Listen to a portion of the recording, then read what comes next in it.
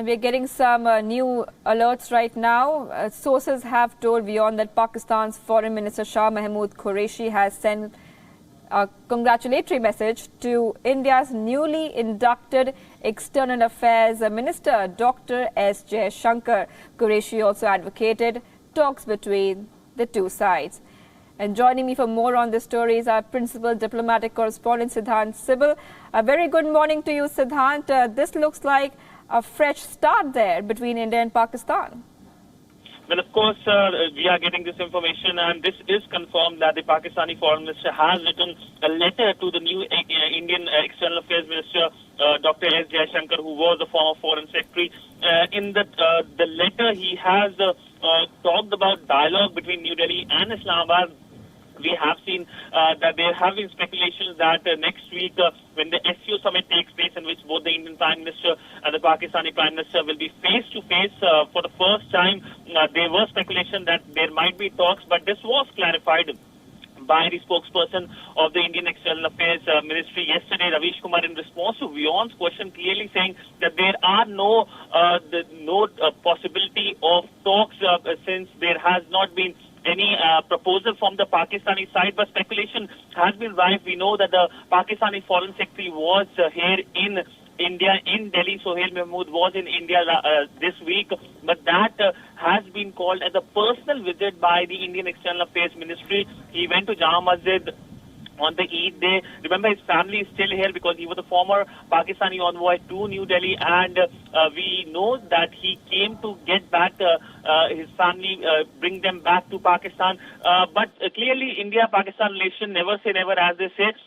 So this time, there is some kind of speculation going on, which has been, of course, cleared by MEA. The focus right now is will India and Pakistan ever talk or not? Because the Indian side has always been saying that terror has been the big issue when it comes to India-Pakistan relationship, cross-border terror, especially after the Pulwama terror attack, whose responsibility was taken by Pakistan-based United Nations-listed terror group Jaish-e-Mohammed. Right, Siddhant, thank you for joining us with all those details. Our principal diplomatic correspondent, Siddhant Sibal, was telling us that the Pakistan Foreign Minister has called for India-Pakistan talks, and he has congratulated, in fact, the new MEA Minister, the new External Affairs Minister of India, S.Jaishankar, who himself has been a former diplomat and IFS officer.